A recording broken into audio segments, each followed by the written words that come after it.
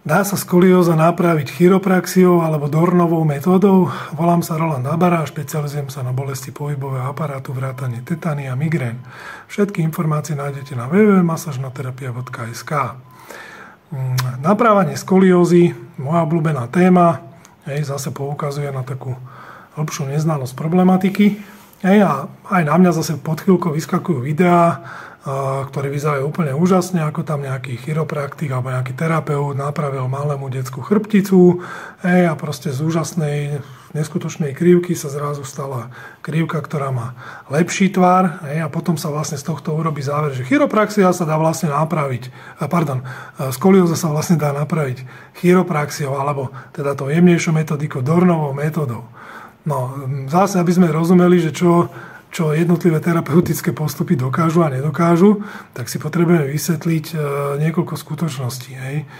Skolióza je vlastne také zákrivenie chrbtice, hlavne tej frontálnej rovine, ktoré so sebou prináša zmenu uhla. Čiže z tohto, z tej priamky, máme buď S-ko, alebo máme C-čko, to sú také najčastejšie tvary. Meria sa Cobbov uhol, to znamená, to je rozdiel vlastne medzi dvoma stavcami, kde vychádza najväčší uhol a ten Cobbov uhol nám hovorí, do akej miery je vlastne tá chrbtica zmenená, do akej miery je ohnutá. No a pokiaľ je to dieťa, tak zhruba do nejakého 18. roku života, do 20.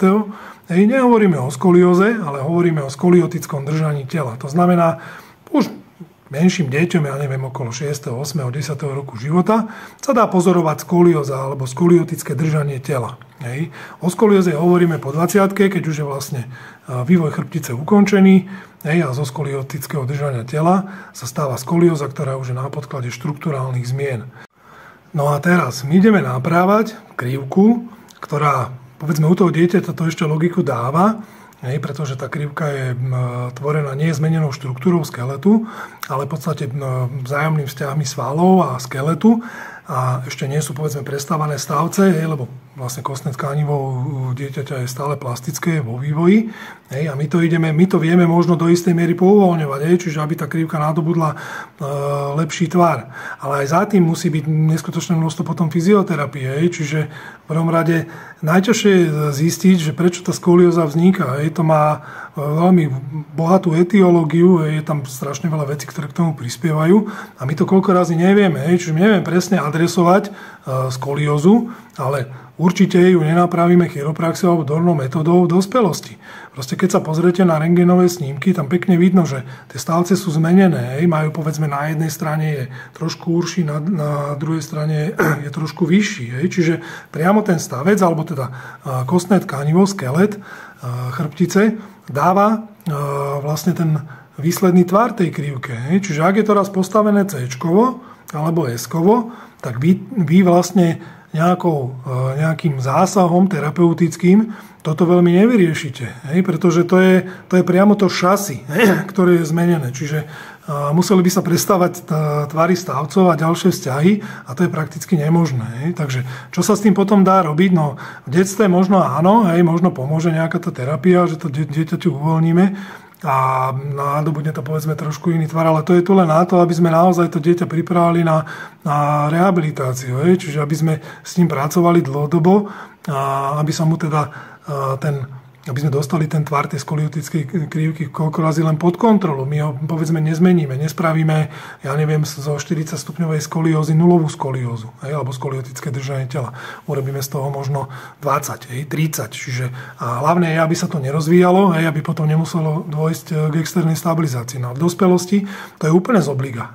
Pokiaľ máte dokázateľ na rentgenových snímkoch zmenený tvar chrbtice, tak žiadnou chiropraxiou a Dornovou metódou to nenapravíte. To vychádza priamo zo štruktúry a cieľom vlastne života ani nemá byť oprava krivky, ale vlastne fungovanie tak, aby som s týmto dokázal žiť bez nejakých problémov a bolestí. Čiže zase sa robí chyba v tom, že ide sa hľadať nejaký pomyselný ideál, ja to chcem mať rovné, idem niekomu, nech mi to napraví a on mi to ešte slúbi, že on mi to napraví, lebo skolióza sa dá napraviť.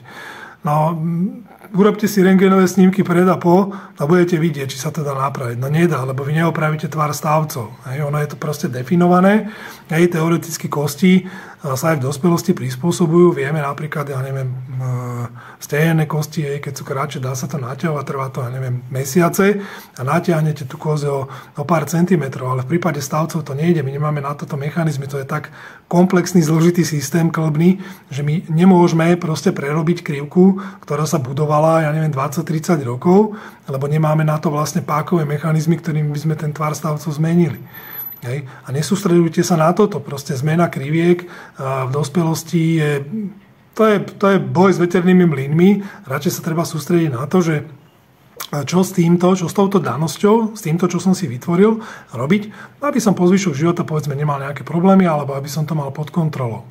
Takže pokiaľ sa dostanete k informáciám o tom, že skolióza sa dá napraviť tým alebo tým, dokonca bankami, to už ani nekomentujem, tak zase nie. Jednoducho možno hovorím v tom detstve počas vývoja, kým je ešte plastická chrbtica a nemá dokázateľne štrukturálne zmenené stavce, tak možno s tou krivkou dokážete niečo postupne spraviť. Väčšinou áno, dá sa buď podchytiť alebo do nejakej miery zlepšiť. Ale skolióza sama o sebe je kombinovaná patológia, prispieva k tomu x faktorov, my nevieme koľko razy všetky adresovať a to, že s tým budeme cvičiť, to je síce pekné, to nám s niečím pomôže, ale tým sme nevyriešili vlastne príčiny. Hej? A už vôbec to v dospelosti to nenapravíme takou alebo onakou metodikou, ale malo by to byť zamerané naozaj na aktívny životný štýl, aby prípadná skolióza, alebo každý má zhruba skoliózu v nejakých stupňoch, v nejakých úhloch, dokonca v nejakých úsekoch, tak aby som s týmto dokázal normálne žiť. Ako ja hovorím, skolióza to nie je diagnóza, skolióza to je tých, súčasť tých 10 kariet, ktoré vám život rozdal a nikto vám ich nevymení. A na vás je, aby ste s tým zahrali najlepšiu partiu vo svojom živote.